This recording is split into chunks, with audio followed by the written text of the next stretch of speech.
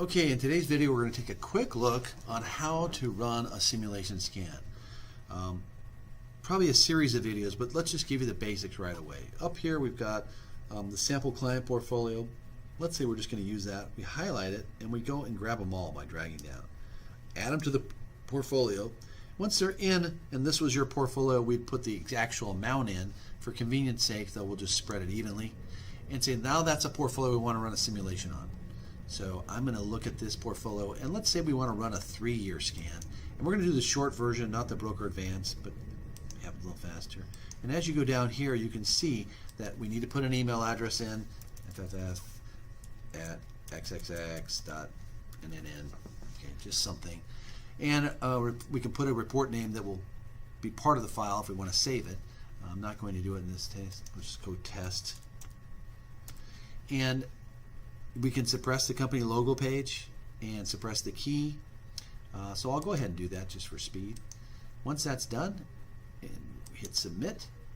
Now we've taken the actual portfolio that we are using for a client or doing review on, and we're going to run a million trial simulation. Once the submit button is pushed, it takes you over to the processing page, and there it's successfully done. And what's happened is that actual constructed portfolio has gone out into our web servers in cyberspace, as they say, and it's kicking off our program. It checks all the data to make sure we have it. It populates the tool's primary program, and it starts the simulation. And once the simulation begins, it takes about 50 seconds for a simulation to be done on a million trial simulation. And you're going to get this. You can see this happens a little faster if we weren't in a recorded session. It does slow the process of the screen down. You get the processing, please wait. We're probably about 20-25 seconds away from a finished report.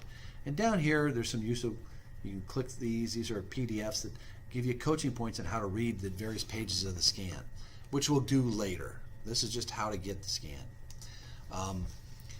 Once it's done, it'll appear as a link. From here you can go get a different one, go back to your main page to start over. You can go back to the main page and carry forward the existing portfolio, make changes based on what you read. You can export this to your client file on your desktop and save it, say that's what I'm keeping, and you can put a note inside that file to remind you of what's going on. So in this instance, here I open it, and there is the simulation. There's a primary page of the simulation, and you can see the allocations with the rate of return, the different allocation points, the current allocation, the algorithm's allocation, and the max allocation. And there's continuation of that in our disclaimer. But that's how quickly you get the report. And based on how you read this report, you may say, oh, why do I have these negative parts? Turnaround situation, or do I want to replace them? And you can start to fiddle with replacing them if you want. So same portfolio, different scan.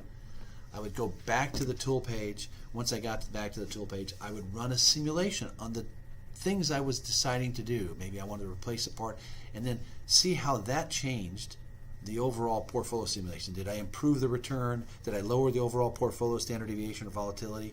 And that by doing this, simulation in a box without spending money, we're able to get a greater understanding of the range of potential outcomes, but how we're impacting the portfolio positively and negatively based on our decisions. And that's the essence of why we run the simulator. It helps us with the process, but it also helps us save what we're doing and demonstrate how we're doing it. Hopefully that's helpful. We'll visit this again on our next topic.